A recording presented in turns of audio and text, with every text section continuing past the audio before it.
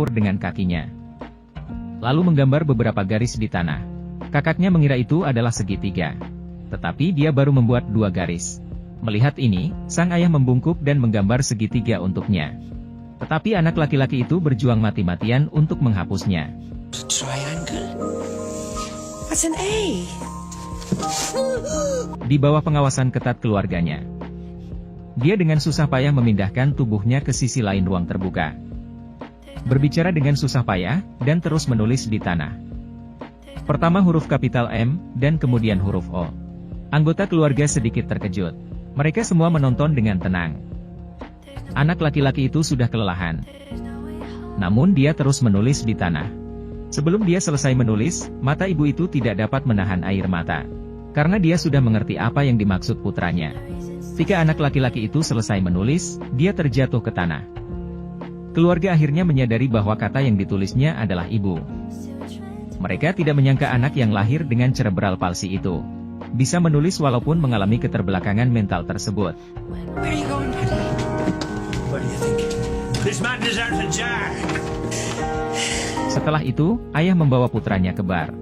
Dengan bangga memberitahu semua orang. This is Christy Brown.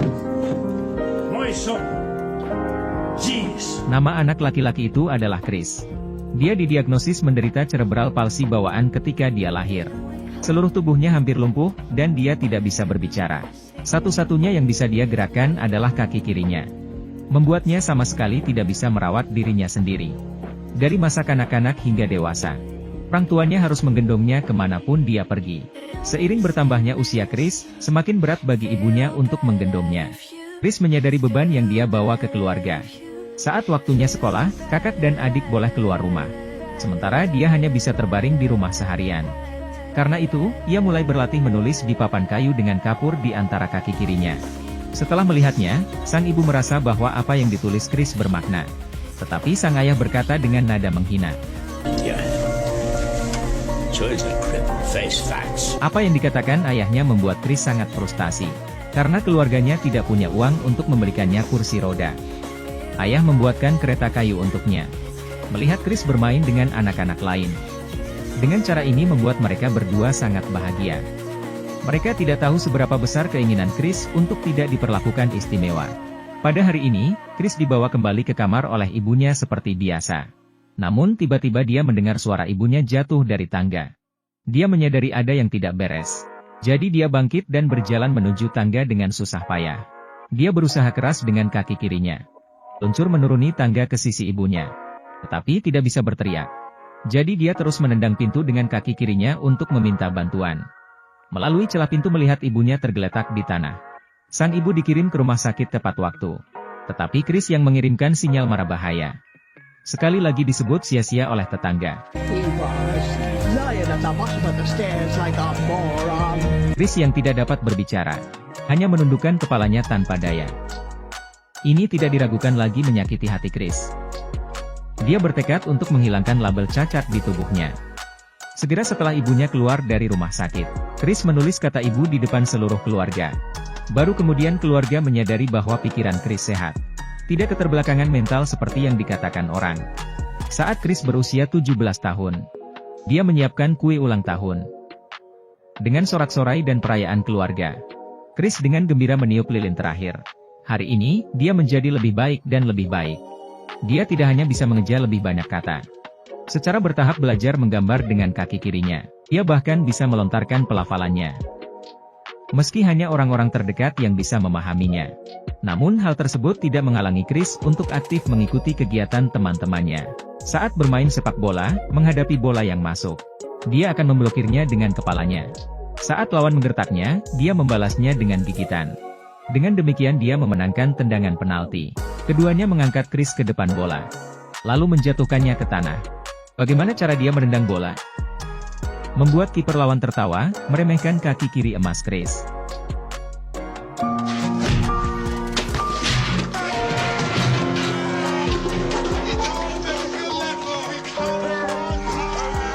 Di malam hari, sekelompok anak muda memainkan permainan botol anggur bersama. Gadis itu akan mencium siapapun yang ditunjuk botol itu. Tetapi botol itu berhenti ke arah Chris. Teman-temannya menertawakan Rachel. Tetapi Rachel tidak ragu sama sekali. Dia bangkit dan berjalan menuju Chris. Mencium wajah Chris di bawah tatapan semua orang. You're the nicest of the lot. And you've nice eyes too. Malam itu, Chris yang baru pertama kali jatuh cinta terombang-ambing tidak bisa tidur.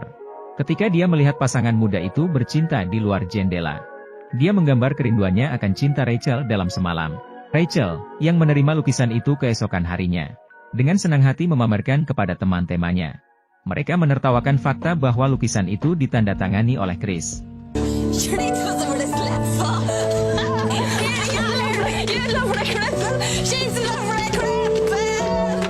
Di tengah tawa mereka, Rachel menemui Chris dan membalas kata-kata itu. Cinta yang dirindukan Chris berakhir bahkan sebelum dimulai. Dia bersikeras melukis di kamar pada malam hari, setelah mengalami rasa sakit cinta. Saat ini batu bara di rumah tidak lagi cukup untuk menghangatkan ruangan. Keempat bersaudara itu harus pergi untuk tidur lebih awal. Keesokan harinya, Chris membangunkan ketiga orang yang sedang tidur. Lalu meminta saudara laki-lakinya untuk mendorongnya ke jalan. Menghentikan mobil truk merah. Menunggu pengemudi keluar dari mobil untuk melihat mereka menyelinap. Setelah sampai di mobil, segera menarik kait spakbor. Tetapi ketika hendak menarik sisi lain, pengemudi di bagian bawah dorongan menemukannya, dan pengemudi bergegas pergi. Mereka juga memperingatkan untuk menjauh dari mobil. Namun, begitu pengemudi berbalik dan masuk ke dalam mobil, mereka dengan berani mencabut kait di sisi lain. Semua ini sesuai dengan rencana Chris.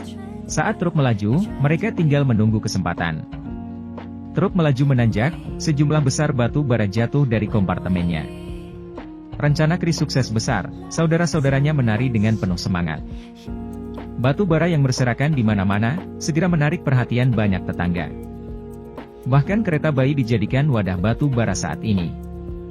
Namun ketika Chris dan rombongannya kembali ke rumah, sang ibu melihat sebuah gerobak berisi batu bara dan ia tidak senang. You know it's a sin to steal. And you know that God is looking down on you right now. And that coal is not coming into this house. Namun, mereka akhirnya terbakar di perapian. Chris yang masih disalahkan dan dianiaya oleh ibunya, duduk dengan keras kepala di depan pintu. Tetapi dia tiba-tiba melihat celengan yang disembunyikan oleh ibunya di perapian. Dia segera membuat langkah aneh. Bertindak untuk menarik perhatian anggota keluarga. Ibunya bergegas menghampirinya dan bertanya ada apa. Berkat pengingat Chris, ibunya menyimpan uang pribadi yang telah dia kumpulkan selama bertahun-tahun. Ternyata ibunya telah diam-diam menabung untuk Chris selama ini. Sehingga Chris dapat memiliki kursi rodanya sendiri. Meskipun ayah mengeluh tentang pendekatan ibu dan Chris. Christie's money. What? Money for Christie's wheelchair.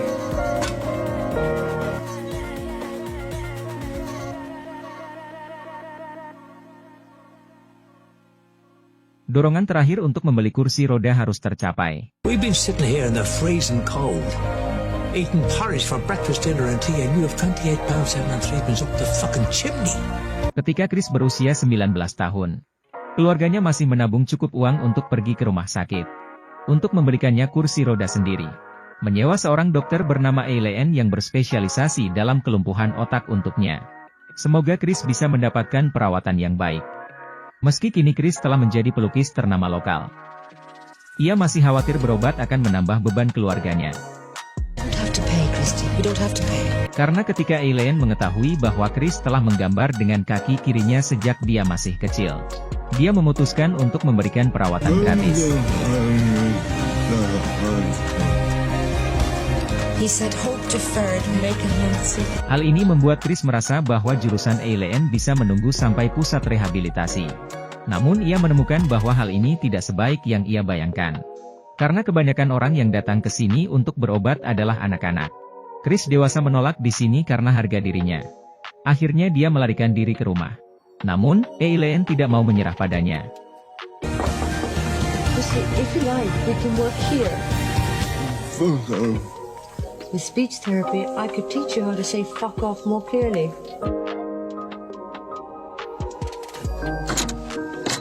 Kata-kata Eileen membuka pintu hati Chris. Sejak itu, Eileen memijat kepala Chris setiap hari. Melatih kapasitas paru-parunya dengan meniup gelembung. Namun setelah beberapa hari, Chris menjadi semakin autis. Karena kepedulian Eileen yang tanpa pamrih terhadapnya, membuatnya tidak mampu menemukan arti keberadaannya. Jadi Eileen memberinya salinan Shakespeare as Hamlet. Berharap dia bisa menemukan keselamatan dari buku itu dan keluar dari kesulitan. Chris sepertinya sudah benar-benar menyadari arti hidup yang sebenarnya dari buku tersebut, yaitu arti keberadaan yang perlu diciptakan sendiri.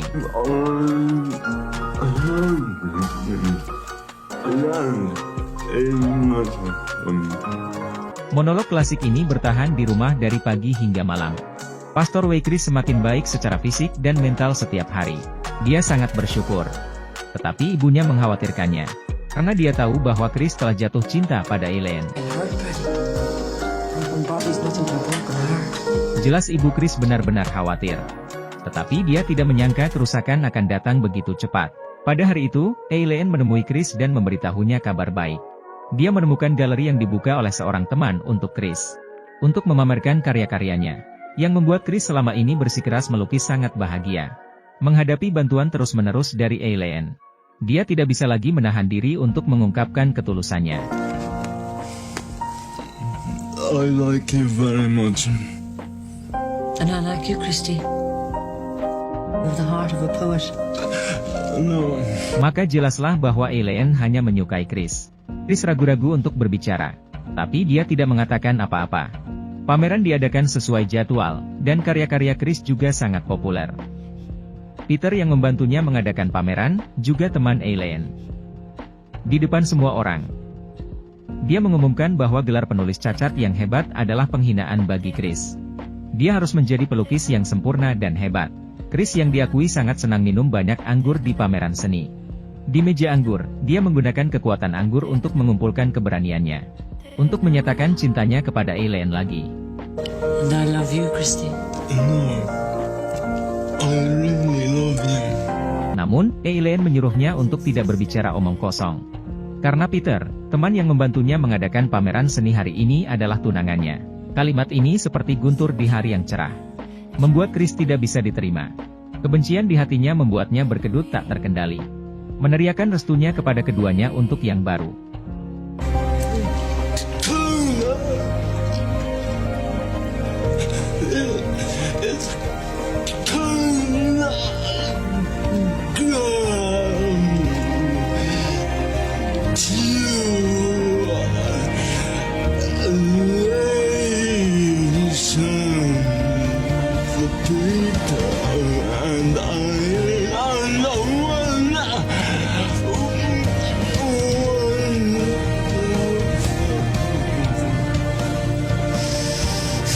Setelah selesai berbicara, dia mulai minum satu cangkir demi satu, melampiaskan rasa malunya di depan semua orang.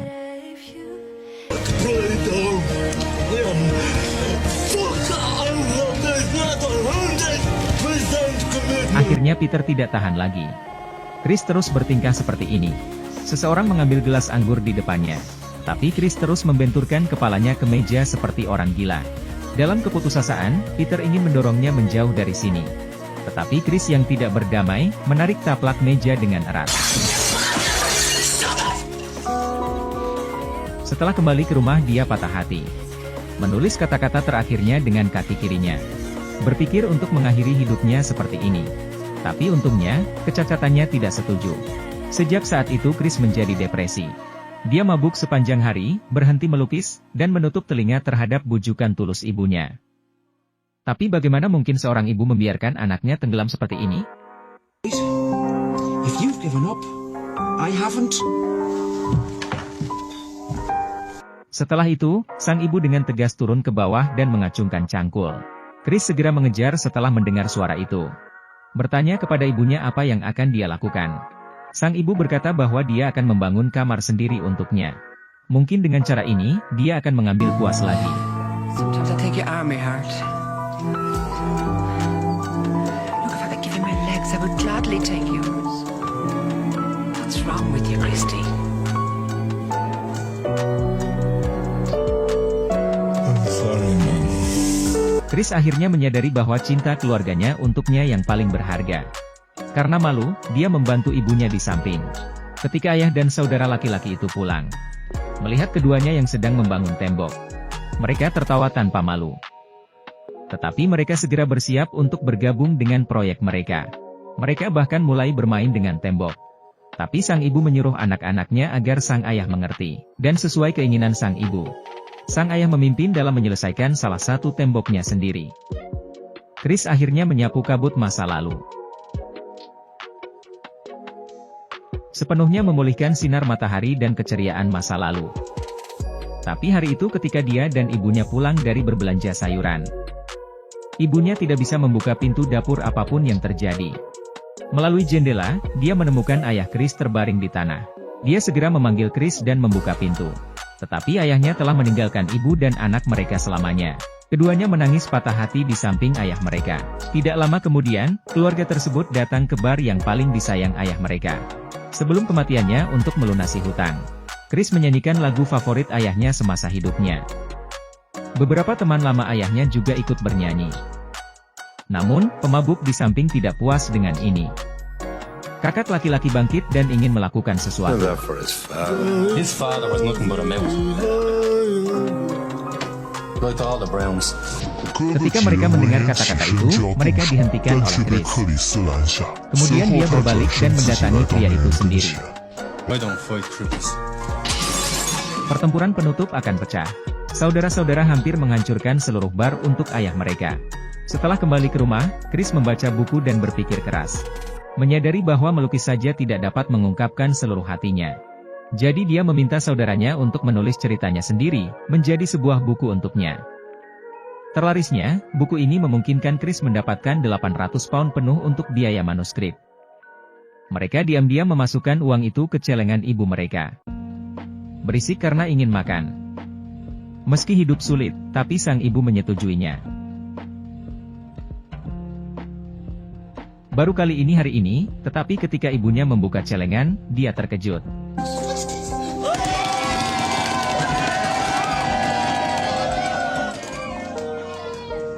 Melihat sejumlah besar uang di depannya, sang ibu berkata dengan emosi bahwa itu lebih dari penghasilan ayah Chris dalam setahun.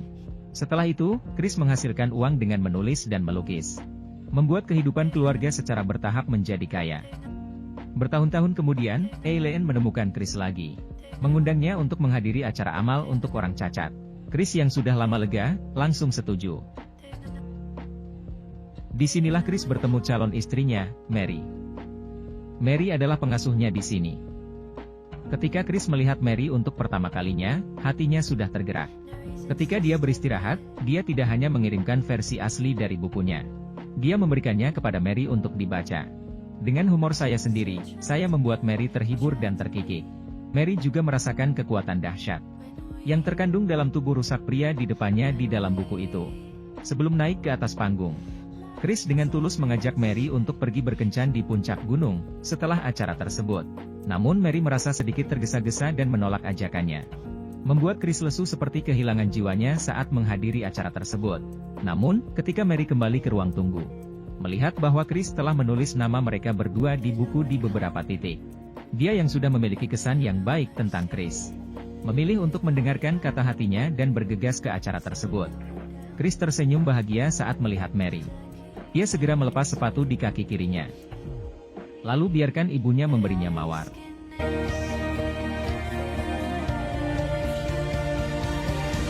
Di penghujung acara, sang ibu kembali menunjukkan perhatiannya pada Chris. Namun kali ini, kekhawatiran sang ibu tidak menjadi kenyataan. Chris serta Mary datang ke puncak gunung untuk berkencan seperti yang dijanjikan. Ini adalah film biografi orang sungguhan. Prototipe Chris adalah penulis dan pelukis terkenal Irlandia Chris Brown. Saya harap